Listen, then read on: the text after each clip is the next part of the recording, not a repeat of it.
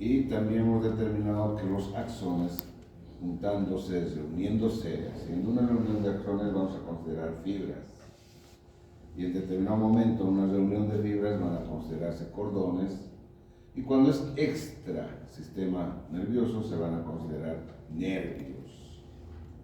Entonces, todo eso que se llama sustancia blanca está considerándose a los axones en primera instancia, ¿no es cierto?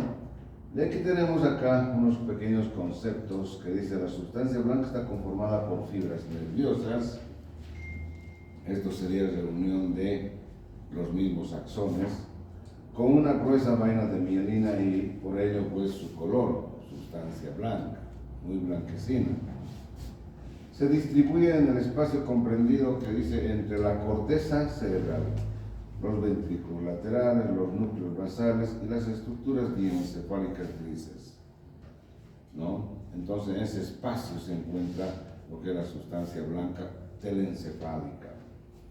Podemos decir también además el centro oval, que se define a la sustancia blanca de los hemisferios cerebrales. Sabemos que son dos hemisferios, derecho e izquierdo.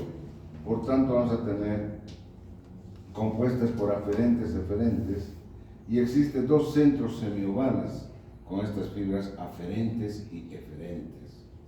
Entonces, sumando estos dos centros semiovales, van a constituir lo que sería el centro oval, en ese espacio que estamos indicando, ¿ya?, acá arriba, ¿no es cierto?, entre la corteza, los núcleos grises, etcétera, etcétera.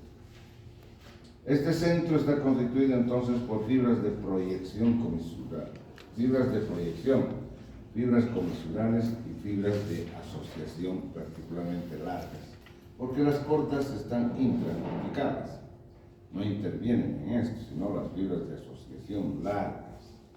Son tres tipos de fibras que enseguida vamos a ver cómo las clasificamos.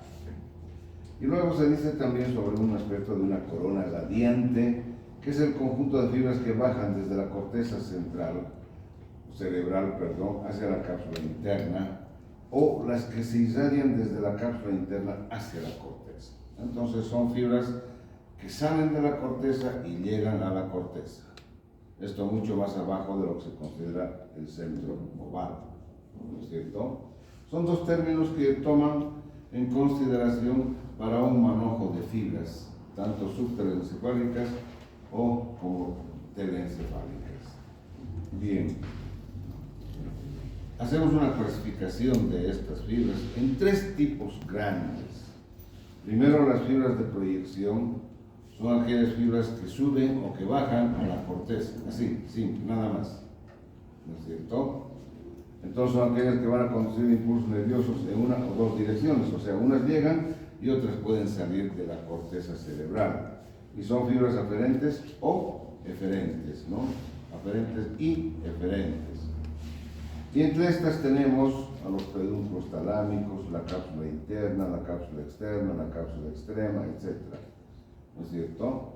Y luego tenemos las fibras comisurales, como segundo clasificado. Y las fibras comisurales significa que van a transportar fibras de un lado derecho hacia el lado izquierdo, o del lado izquierdo hacia el lado derecho, de hemisferio a hemisferio, ¿no? Y tenemos dos grupos, las telencefálicas, como el cuerpo calloso, el fornix y la comisura blanca anterior. Luego tenemos las diencefálicas, como la comisura blanca posterior, y las fibras comisurales avenulares o olfatorias. Y el tercer grupo serían las fibras de asociación.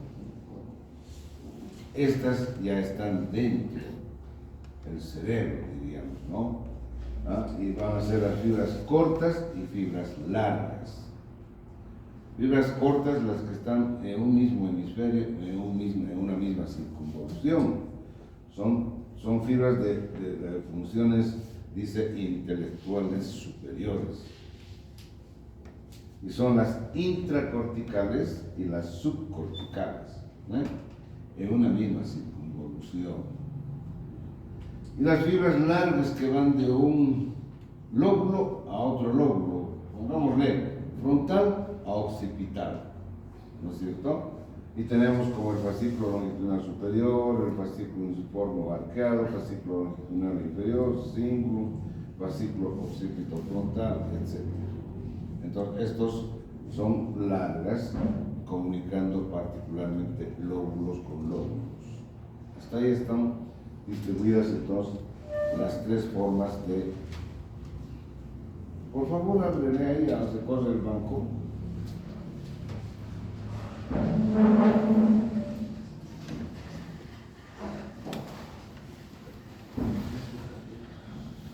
Que especialmente están saliendo del tálamo hacia la corteza cerebral, ¿no es cierto? Por ejemplo, estamos viendo del dorso mediano y del grupo anterior hacia lo que sería la corteza frontal. Entonces esto se está yendo hacia adelante y por tanto se van a denominar pedúnculos talámicos anteriores. También lleva el nombre de radiaciones talámicas, entonces diremos radiaciones talámicas anteriores, ¿no es cierto? Otras que, por ejemplo, de los núcleos laterales inferiores están saliendo hacia lo que serían los lóbulos frontal y lóbulo parietal, y estas van a ser consideradas entonces como los pedúnculos superiores o las radiaciones talámicas superiores. O sea, no hay dificultad de mencionar, ¿verdad? Si está yendo hacia arriba, diremos superiores. Si está yendo hacia adelante, diremos anteriores. Bastante sencillo. Luego tenemos, por ejemplo, de la parte pulvinar, hay dos cuerpos claviculados, recuerden eso, y de ahí se desprenden pues de dos funciones particularmente, auditivas y visuales, ¿no es cierto? Las auditivas pues van a ir hacia el lóbulo temporal, ¿no? Hacia el lóbulo temporal, y se van a denominar entonces hacia abajo pedúnculos talámicos inferiores o también radiaciones inferiores. Y tiene también su nombre particular, las de Fay. Entonces, y hay otras, las que van hacia el área visual, o sea, al occipital, y están yendo hacia atrás. Entonces tendremos los pedúnculos talámicos posteriores o radiaciones posteriores. Entonces, la denominación de estos no es muy difícil. Es determinar hacia dónde está yendo, hacia arriba, hacia abajo, hacia atrás, hacia adelante, etc. Y recibirán el nombre de esto, ¿verdad? ¿Qué podemos decir funcionalmente?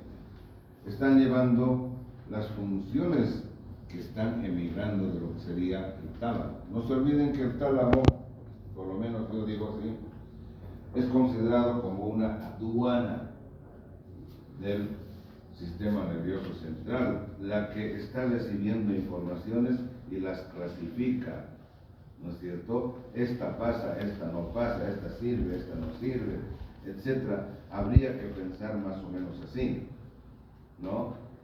Porque si no, todo lo que viene pasaría, pero no es así. El tálamo se ocupa de clasificar la información, ¿verdad? Y por tanto es como una aduana, pues este no necesita pagar tanto de impuestos, este no, pasa, etcétera, etcétera. Yo le veo así. Tendrán que buscar ustedes una analogía para comprenderlo, ¿no es cierto? Yo siempre digo, si no encontramos una analogía, pues no la estamos aprendiendo, así, es simple. Solo estamos memorizando. Entonces, para comprender, para entender y tener un buen razonamiento, hay que hacer analogías o metáforas. Son dos elementos indispensables en el aprendizaje. Y eso hay que ir aprendiendo. Cómo utilizar, cómo ver una analogía, etcétera, etcétera. ¿No es cierto? Sí, siempre se busca y se halla. Cuestión de aprender mejor. Bueno. Luego estaríamos viendo lo que sería la cápsula interna, ¿no es cierto? Estamos viendo cuáles, qué tipo de fibras estamos hablando.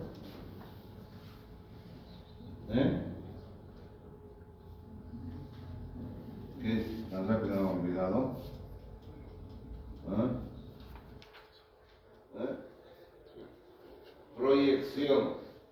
Proyección. Luego vienen las comisuradas, luego las de asociación. Pues no hay que olvidarse estos nombres, recordar permanentemente, ¿no es cierto? Hemos dicho como segunda sería la cápsula interna. Este es un corte horizontal del cerebro, llamada también corte de Flesching. ¿Y cómo se logra realizar este corte de Flesching? Ya deben saber. ¿Alguien?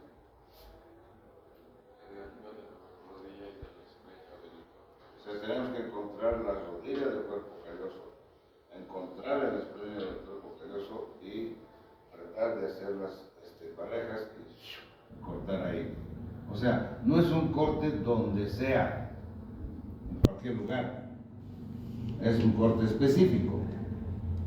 Y hay que tener pues la idea de qué claves debo tener para este corte, porque si no tengo eso, no logro hacer el corte. Entonces, en un corte de Flesching estamos observando, digamos, acá los tálamos, sabemos que son dos, derecho e izquierdo, acá el lenticular, ¿no es cierto?, formado por el globo pálido y el putamen, adelante sería el núcleo caudado, la cabeza del núcleo caudado, la cola del núcleo caudado, y esto es más que suficiente para encontrar a la cápsula interna.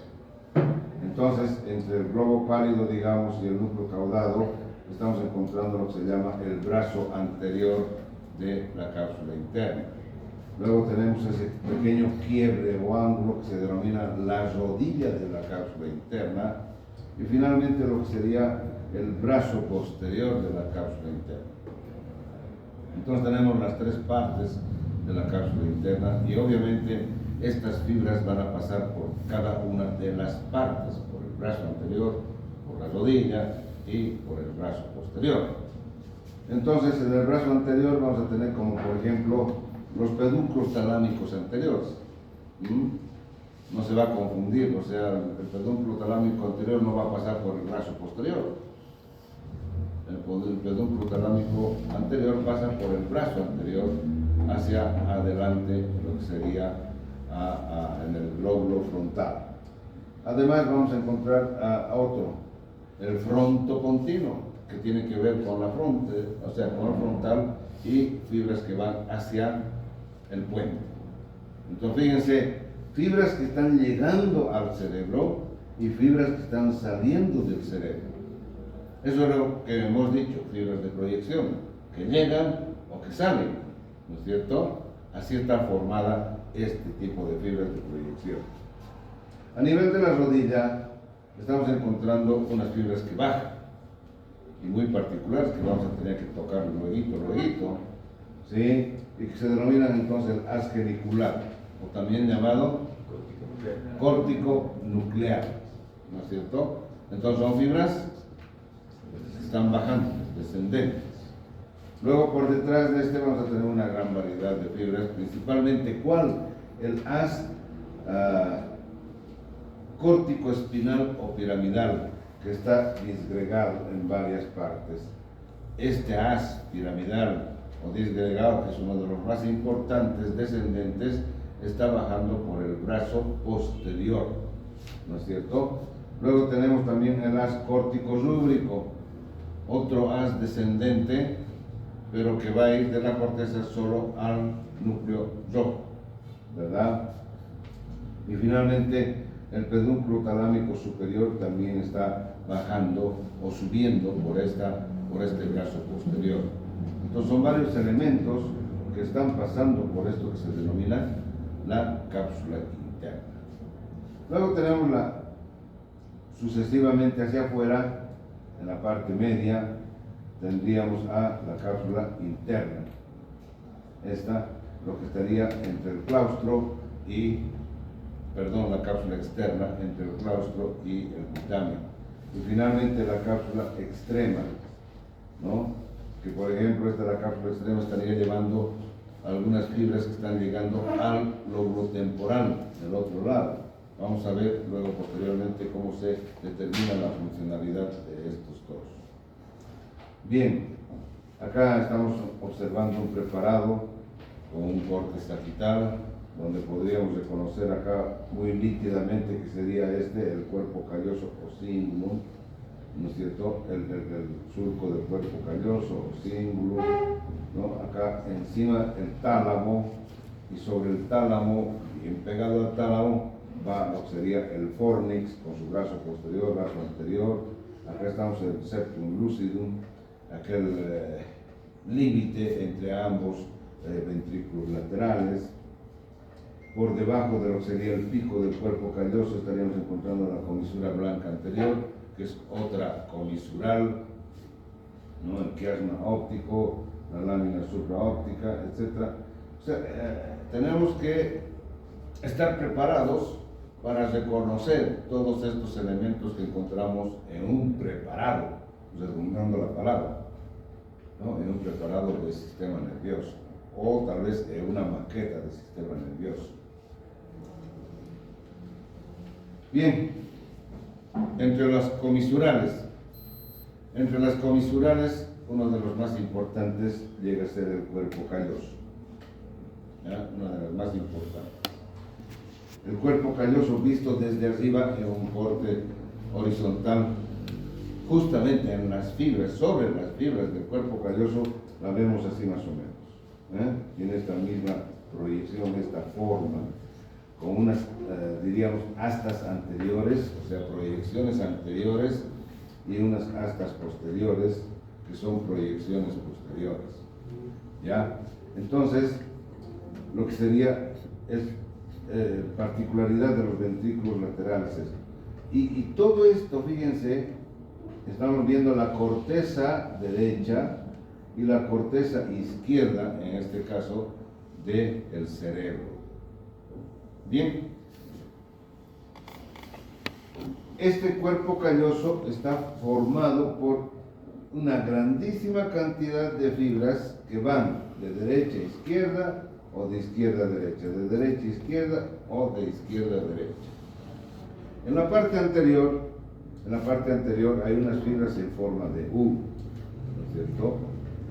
Estaría acá lo que denominamos la rodilla del cuerpo calloso. No se olviden que la rodilla del cuerpo calloso, ¿sí?, está muy cerca del polo anterior en relación al esplenio del cuerpo calloso.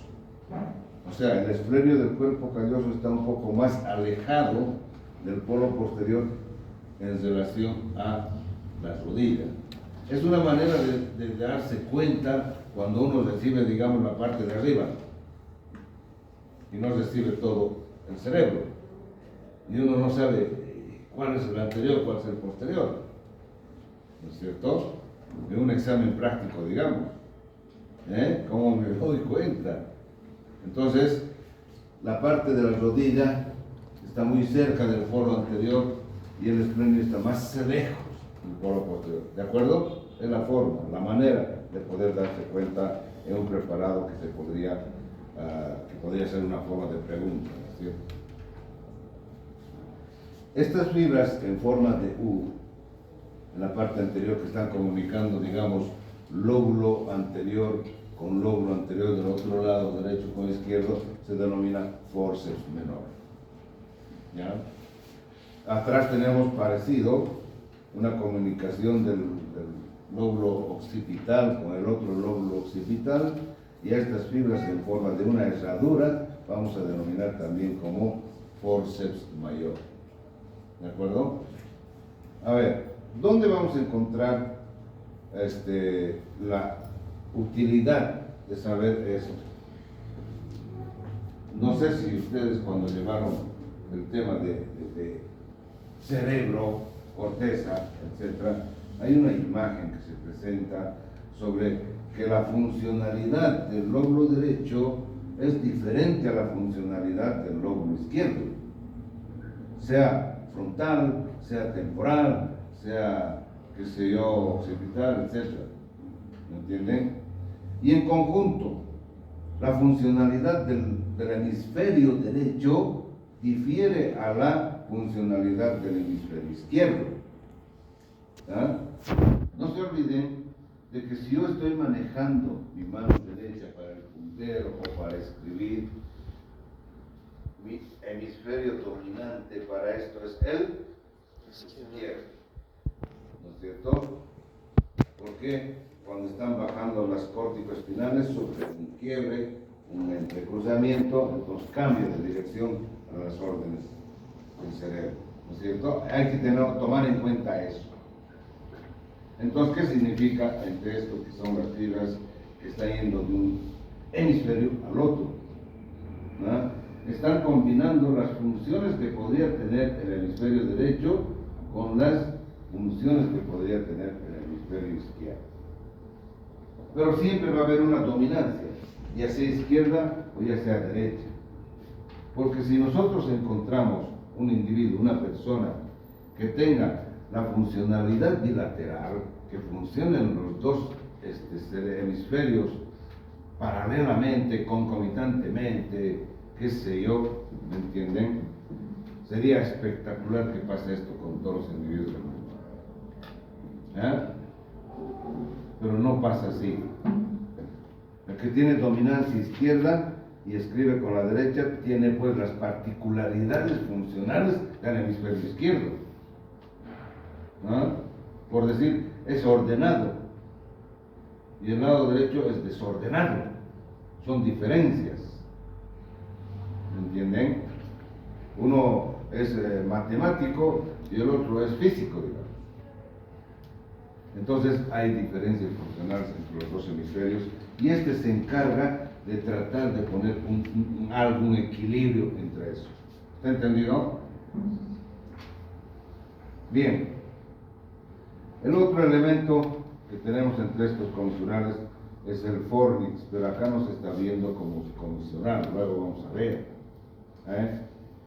El fornix es el otro elemento comisural y que va a tener más o menos en una vista lateral como está, ¿no? un pilar posterior que estaría llevando, por ejemplo, la información del hipocampo, ¿no? por el cuerpo del fornix y luego por el pilar anterior hacia lo que sería el cuerpo mamilar.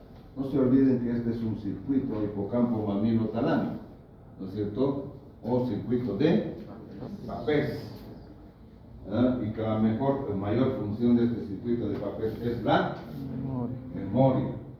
Entonces hay que ir tratando de recordar permanentemente a temas que ya se avanzaron, y eso significa que estoy entendiendo, comprendiendo, porque si no hago eso, estoy hundido. No se olvide pues de que, por ejemplo, acá está pasando entre el agujero interventricular y la comisura blanca anterior, el pico del cuerpo calloso, qué sé yo, elementos que son particulares para identificar a lo que es el pilar anterior. ¿Bien? Se dice que tiene una manera o una forma de una lira, visto de arriba. Esta es una vista superior, el fornix. Entonces tiene más o menos una forma de lira, con unas proyecciones laterales hacia el anterior, hacia las proyecciones temporales, ¿no es cierto? Y en esas proyecciones temporales se encuentra el hipocampo, ¿verdad? Tiene un cuerpo central que hemos visto que está encima del tálamo y dos pilares anteriores que están yendo o llegando hacia los cuerpos mamilares. No se olviden que sale del hipocampo y llega a los cuerpos mamilares, no es al revés. Ese es el camino, esa es la vía, ¿no es cierto? Bueno, entonces, por ejemplo, aquel haz que sale o que llega al cuerpo mamilar llamado mamilo talámico, el que sale del cuerpo mamilar y que va al tálamo, ya se llamará haz mamilo talámico, que estaría conformando ese circuito, ¿no? Se ven acá las partes que están llegando, otro que está formando el haz tegmento mamilar, ¿no? Y también hay uno de regreso, el mamilo tegmental. Bien, entonces del hipocampo están saliendo lo que serían estos elementos como el pilar posterior, y dentro del pilar posterior vamos a tener lo que sería la fimbria. Estas particularidades de la sustancia blanca, fíjense, hace que vaya de un lado derecho, digamos, hacia el lado izquierdo. Hay una intercomunicación de información del hipocampo izquierdo hacia el hipocampo derecho a través de lo que serían estas particularidades de las fimbrias. Entonces, por esta particularidad que tiene de intercomunicación de ambos hipocampos, Entonces se la considera como una estructura denominada también comisural, ¿ya? No es que actúa solo este hipocampo con este cuerpo mamilar, no. Están intercambiando información entre el lado derecho y el lado izquierdo, y por tanto entonces se la conoce como una estructura comisural. Bien. Y acá estamos viendo un corte vértico frontal. No sé por qué se venía esta imagen, pero esto es de lo que serían las fibras intracorticales, subcorticales. Pero, ya. Estamos observando acá el cuerpo calloso. Y fíjense, hemos dicho que está trasladando información del lado derecho hacia el lado izquierdo o del lado izquierdo hacia el lado derecho. Entonces aquí vamos a observar, por ejemplo, eso está ocurriendo, por decir, del lóbulo parietal o de la parte posterior del lóbulo frontal hacia el otro lado del lóbulo frontal, o del lado parietal o del lóbulo parietal hacia el lado parietal, y de la parte baja del parietal está yendo también hacia el otro lado parietal. Finalmente, de la corteza límbica, o que se llama la profundidad del surco de Silvio, ¿eh? Ínsula, ¿no? La corteza insular. Entonces está llevando también información de lo que sería la corteza insular del lado derecho hacia el lado izquierdo y así sucesivamente. Y fíjense otra cosa, está llevando también información de la parte alta del lóbulo temporal, ¿sí? A través de la cápsula interna, pasar por el cuerpo calloso hacia el otro lado del cuerpo temporal. Pero solo de la parte superior del lóbulo temporal, porque la parte inferior del lóbulo temporal estará viajando la información a través de la comisura blanca anterior, ya no a través de el cuerpo calloso o cíngulo. Hay una pequeña diferenciación que esto se pregunta en el examen, y justamente yo siempre digo a los estudiantes de que estas diferencias observables, nítidas, son las que constituyen preguntas para el examen. Esta, por ejemplo, ¿no? La comunicación comisural entre la parte baja de los lóbulos temporales está dada por la comisura blanca anterior y no por el cuerpo calloso. Entonces esta imagen es para hacer esa diferenciación. La otra, que la parte superior de los lóbulos temporales está viajando a través de la cápsula externa. Está viajando a través de la cápsula externa para luego tomar lo que es cuerpo calloso y llegar al otro lado. Entonces acá hay tres variaciones bastante importantes para tomar en cuenta. Bien, estamos ya viendo lo que sería la comisura blanca anterior. Esta es una imagen que se la está viendo en un corte vértico frontal a la comisura blanca anterior. No se olvide que la ubicamos por detrás del pico del cuerpo calloso, en la parte más anterior de lo que es el tálamo, etcétera, etcétera, ya hemos ubicado hace un momento. Y en este corte estamos viendo también la comisura blanca anterior, ¿no? Con una imagen de que está mostrando la comunicación de la parte baja de los lóbulos temporales, hacia derecho, hacia izquierdo, y en este caso también está comunicando a la parte olfativa. Está intercambiando información entre los bulbos olfatorios del lado derecho hacia el lado izquierdo. Estamos hablando de la comisura blanca anterior.